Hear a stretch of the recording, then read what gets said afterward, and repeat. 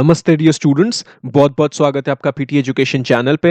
मैं हूं गौरव चोपड़ा और आज हम बात करने वाले इंश्योरेंस के बारे में। तो हाल ही में मिनिस्ट्री ऑफ फाइनेंस ने इंडियन इंश्योरेंस कंपनीज रूल्स में कुछ अमेंडमेंट्स किए, स्पेशली फॉरेन इन्वेस्टमेंट्स को लेके। तो कुछ क्लैरिफिकेशंस इंश्योरेंस सेक्टर के लिए मिनिस्ट्री ऑफ फाइनेंस के द्वारा क्या निकल कर आ रहे हैं, ये क्या अपडेट्स और अमेंडमेंट्स है, ये इसका क्या सिग्निफिकेंस निकल कर आता है, ये सारा कुछ हम आज के सेशन में चर्चा करने वाले हैं। तो so what exactly is happening. Basically parliament ने इंश्योरेंस अमेंडमेंट बिल 2021 को पारित कर लिया है, पास कर लिया है, जिसमें कि बताया जा रहा है कि फॉरेन डायरेक्ट इन्वेस्टमेंट लिमिट जो है इंश्योरेंस सेक्टर में करीब 74% तक की अभी बढ़ा दी गई है। पहले एफडीआई सिर्फ 49% तक का अलाउड था। अब एफडीआई, जिन्हें नहीं पता, एफडीआई फॉरेन डायरेक्ट इन्वेस्टमेंट होता है, यानी बाहर के फॉरेन इन्वेस्टर बेसिकली यहाँ इंडिया में किसी भी कंपनी में इन्वेस्ट कर रहे हैं। ठीक है, जैसे बीच में फेसबुक ने जियो में इन्वेस्ट किया था, याद है। एंड एफडीआई एफपीआई से कैसे अलग है? एफपीआई यानी फॉरेन पोर्टफोलियो इन्वेस्टमेंट, मतलब बाहर के फॉरेन इन्वेस्टर्स कंपनीज यहाँ इंडिया के स्टॉक्स बॉन्ड्स वगैरह में इन्वेस्ट करते हैं, उससे एफपीआई कहते हैं। ठीक है ना। तो इंश्योरेंस सेक्टर की अगर हम बात करें, सो इसका यही मतलब है कि पहले कंपनीज 49% तक के इन्वेस्टमेंट यहाँ के इंश्योरेंस कंपनीज में स्टेक ले सकती थी, अब ये 74% तक का बढ़ा दिया गया है। अब इस एफडीआई लिमिट को लास्ट कब बढ़ाया था? 2015 में, जब अरुण जेटली फाइनेंस मिनिस्टर थे। उस वक्त 26% से 49% तक की लिमिट कर दी गई थी, और उसके बाद जाके 2021 में 49% से 74% किया है। मतलब जॉइंट वेंचर्स जितने भी है उसका एफडीआई का कैप 74% है, उससे ज्यादा ये लोग इन्वेस्ट नहीं कर सकते इंडियन इंश्योरेंस कंपनीज में। ठीक है। अब इस पॉलिसी के की हाइलाइट्स क्या निकल कर आते हैं? तो जो जॉइंट वेंचर होगा, सपोज यहाँ की कंपनी और बाहर की कंपनी के बीच में जो भी कोलैबोरेशन होगा, तो उस जॉइंट वेंचर के उस एंटिटी के बोर्ड ऑफ डायरेक्टर्स में मेजॉरिटी इंडियंस होने चाहिए, एटलीस्ट एक इंडियन रेसिडेंट चेयरपर्सन होना चाहिए, एमडीज यानी मैनेजमेंट डायरेक्टर्स में एटलीस्ट एक इंडियन रेसिडेंट होना चाहिए, सीईओ भी इंडियन रेसिडेंट होना चाहिए। तो ये इसमें कुछ इंपॉर्टेंट पॉइंट्स निकलते हैं। और जो 74% तक का आंकड़ा निकल कर आया है, उसमें दोनों टाइप के फॉरेन इन्वेस्टर्स इंक्लूडेड है, मतलब both direct investments and indirect investment. Direct investment मतलब जो डायरेक्टली फॉरेन इन्वेस्टर या फॉरेन कंपनी के द्वारा यहाँ इंडियन कंपनी में इन्वेस्ट किया जा रहा हो, उसे डायरेक्ट इन्वेस्टमेंट कहते हैं।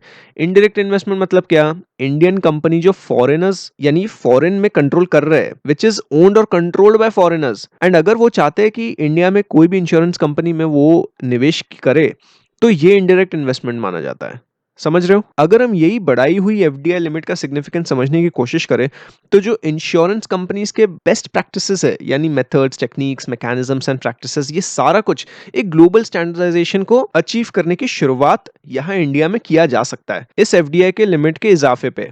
ठीक है। ग्लोबली एक्सेप्टेड बेस्ट प्रैक्टिसेस हमें यहाँ देखने मिल सकते हैं, माने सिस्टम्स एंड प्रोसेसेस जैसे वेस्ट में डेवलप्ड कंट्रीज में फॉलो होते हैं, वही चीज यहाँ भी आएगी इंश्योरेंस सेक्टर में, जो कि बहुत बड़ी बात है अगर हम कस्टमर पॉइंट ऑफ व्यू से देखें तो। और रही बात ओवरऑल कॉस्ट की, वो भी हमें कम होते हुए देखने को मिल सकता है, क्योंकि नए प्लेयर्स अगर इंडिया में आएंगे तो ज्यादा प्रोडक्ट्स ऑफर करेंगे, और ज्यादा प्रोडक्ट्स मतलब कट थ्रोट कॉम्पिटिशन। एंड किसी भी मार्केट में प्रोडक्ट ज्यादा हो तो प्राइसेस तो नीचे आएगी ना। अगर उस मार्केट में सर्वाइव करना है तो आपको वो प्रोडक्ट की प्राइस लानी पड़ेगी, आपको इनोवेशन लाना ही पड़ेगा, इनोवेटिव प्रोडक्ट्स कंज्यूमर के लिए उपलब्ध करने पड़ेंगे।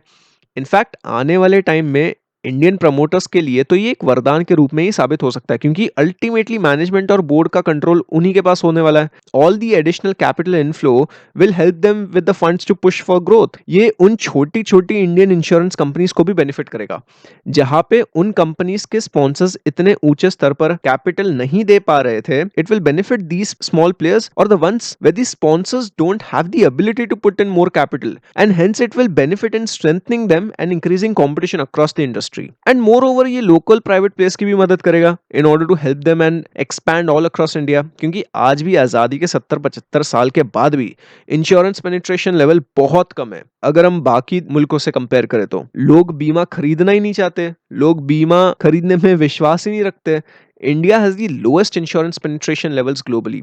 इंश्योरेंस पेनिट्रेशन क्या होता है? इंश्योरेंस किसी भी कंट्री में कितना कितना क्या अवेलेबल है उसे मेजर कैसे करते हैं?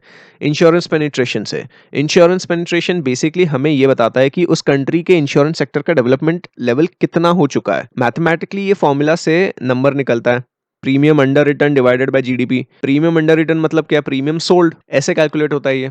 ठीक है। अब अगर हम एक्चुअल पेनिट्रेशन की बात करें तो कुछ फैक्ट्स एंड फिगर्स को हम समझ लेते हैं, ये जानना बहुत जरूरी है।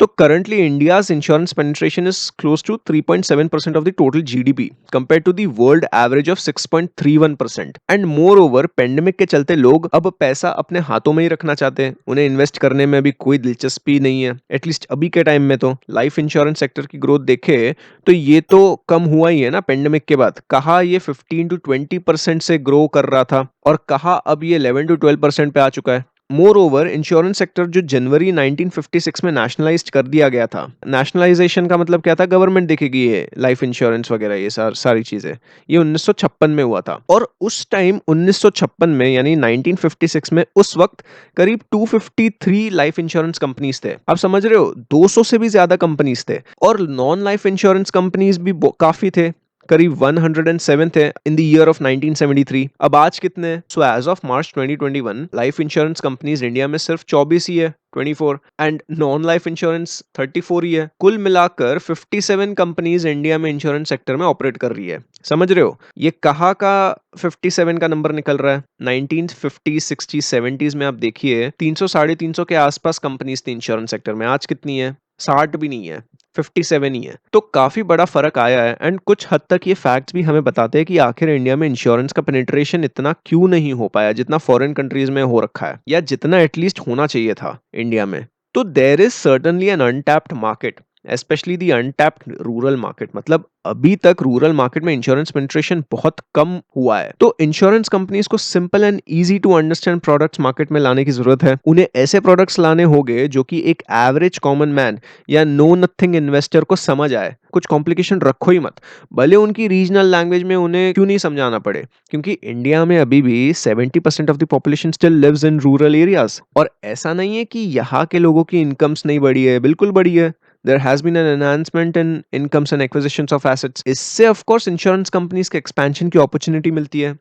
और जितने सारे 57 इंश्योरेंस कंपनीज है अभी भारत में, उनका प्रेजेंस बड़े बड़े शहरों में बहुत ज्यादा है। अर्बन एंड मेट्रो पेनिट्रेशन काफी स्ट्रांग है, but rural and semi urban India में इतना नहीं है। These areas require better coverage in products and distribution. तो जो एफडीआई लिमिट इंक्रीज की गई है, उससे फिर इंश्योरेंस कंपनीज कैपिटल रेज कर पाएगी। That capital raised by FDI will help them expand in the rural areas to help these groups by getting appropriate technologies. अब इसके अलावा मैं आपको एक और चीज बता देता हूँ। इंडिया में अप्रोक्सीमेटली 90% ऑफ दी वर्कफोर्स जो है वो इनफॉर्मल सेक्टर में आती है, ठीक है। अब ये वर्कफोर्स की ना तो कोई मिनिमम वेज है, या कुछ सरकार से हेल्थ सिक्योरिटी, लाइफ सिक्योरिटी वगैरह ऐसा कुछ मिलता है, कुछ भी नहीं मिलता। एंड ये लोगों की बहुत कम डिस्पोजेबल इनकम है। डिस्पोजेबल इनकम मतलब क्या? जो उनके पास अल्टीमेटली हाथ में एक पैसा आता है, कैश इन हैंड, जो कमाया हुआ पैसा आता है, उसे डिस्पोजेबल इनकम कहते हैं। वो बहुत कम रहता है। तो ये लोग तो सबसे ज्यादा वल्नरेबल है। कुछ भी इधर से उधर हुआ, इनकी पूरी कमाई हुई संपत्ति एक ही शॉट में चली जाएगी। अगर सपोज कुछ मेडिकल इमरजेंसी आ गई, कुछ इधर से उधर हो गया, so they lose the entire hard earn money, right. And ILO की लेटेस्ट रिपोर्ट के मुताबिक 40 करोड़ इनफॉर्मल वर्कर्स, ये लोग डीप पॉवर्टी में जा सकते हैं। 40 crore informal workers are anticipated to get pushed into deeper poverty because of कोविड-19 पैंडेमिक। तो ऐसे लोगों को तो इंश्योरेंस की बहुत ज्यादा जरूरत है, नहीं तो ये लोग अल्टीमेटली एक पॉवर्टी ट्रैप में ही फंस जाएंगे। पॉवर्टी ट्रैप क्या है?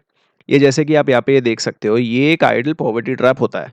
अब समझो रूरल पॉपुलेशन में से कुछ लोगों को मेडिकल इमरजेंसी आ पड़ी, तो जीवन भर की सारी कमाई उसमें लग जाती है, उस मेडिकल इमरजेंसी को टैकल करने में, उस मेडिकल इमरजेंसी से निकलने के लिए, है ना। यानी आदमी बचे या ना बचे, पॉवर्टी में तो बेशक वो अभी खिंच जाएगा। एंड आने वाली पीढ़ी भी फिर गरीबी देखेगी। बच्चे पॉवर्टी में पले बढ़ेंगे, उन्हें प्रॉपर शिक्षा नसीब नहीं होगी, प्रॉपर एजुकेशन नसीब नहीं होगी, उसमें कॉम्प्रोमाइजेस करने पड़ेंगे। अब शिक्षा ही नहीं होगी तो जॉब फिर कैसे मिलेगी? And if there is no job for you in the market, you fail to escape the poverty cycle and eventually your entire family is in poverty. यानी नई पीढ़ी के बच्चे भी फिर पॉवर्टी में ही जन्म लेंगे ना। तो आप बात समझ रहे हो कितना घातक हो सकता है ये ऐसे लोगों के लिए जिनकी इनकम लो है, हेल्थ सिक्योरिटी कुछ नहीं है, एंड मिनिमम वेज भी ढंग का नहीं है। तो ऐसे लोगों को बहुत आवश्यकता है इंश्योरेंस की। So this is where insurance companies can come into picture and help them by introducing simple insurance products. तो ये एफडीआई लिमिट बढ़ाने की जो नीति आई है, ये काफी अच्छी है अगर ऐसे देखें तो। ऐसे कुछ और रिलेटेड स्टेप्स क्या सरकार की तरफ से उठाए गए थे पास्ट में? बिल्कुल उठाए गए थे। IRDA की तरफ से मॉडल इंश्योरेंस विलेज इंट्रोड्यूस हुआ था in order to boost insurance penetration in rural India. तो कौन कौन जानता है इसके बारे में? मुझे कमेंट सेक्शन में बताइए। What exactly is MIV and how it helps the rural population? मुझे कमेंट सेक्शन में आप बताइए आपकी क्या अंडरस्टैंडिंग है MIVs को लेके। Now what is the way forward for this increase in the FDI limit in insurance sector?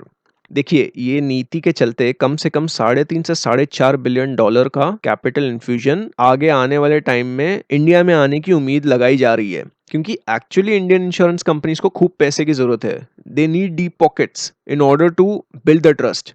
बस यही एक लौता सोल्यूशन नहीं बन सकता इंश्योरेंस पेनिट्रेशन और इंश्योरेंस डेंसिटी को बढ़ाने के लिए। इसके अलावा भी जो लोग इकोनॉमिक पिरामिड के सबसे निचले स्तर पर है, इनफॉर्मल सेक्टर वाले लोग, उन पे फोकस रखा जाए, because India is among the least insured countries and as of 2019 the density of non life insurance which includes health as well, India में it's barely 19%, and the biggest reason for this is lack of trust। क्योंकि आप ही देखिए ना, एक average Indian house hold nearly 77% तक का उसका जो एसेट है वो रियल एस्टेट में इन्वेस्ट करके बैठता है, 7% ड्यूरेबल गुड्स हो जाते हैं, 11% गोल्ड में इन्वेस्ट करता है, बच्चा कुछ रेसिडुअल 5% जो रहता है they invest in financial assets जैसे savings, deposits, mutual funds, ETFs। इसमें इंश्योरेंस भी आता है, ठीक है। तो अपॉर्चुनिटीज है, इसका मतलब यही है ना, बस मार्केट बनाने की देरी है। बात समझ रहे हो? So let's hope this increase in the FDI limit will have some positive impact in the country in terms of insurance penetration. ठीक है, तो आज के लिए बस इतना ही रखते हैं। होप आपको ये सेशन यूजफुल रहा होगा। कैसा लगा मुझे कमेंट सेक्शन में बताइए। If you like this video, make sure you hit that like button, share this video with your like-minded friends and colleagues। और अगर आपका कोई सवाल या सुझाव हो तो उसे कमेंट सेक्शन में बेशक बताइए। Well, wrap up करने से पहले let me remind you we're happy to welcome you to the best course on learning about economy। Great combo offer of 4 very affordable premium current affairs are available on YouTube and PD website। An excellent annual GK compilation of 2020 is ready। Buy now from the bookstore। So we now come to an end to this session। Here are some useful resources for you from PD family। Make full use of it। उम्मीद करता हूँ यह session आपको पसंद आया होगा। नमस्ते, जय हिंद।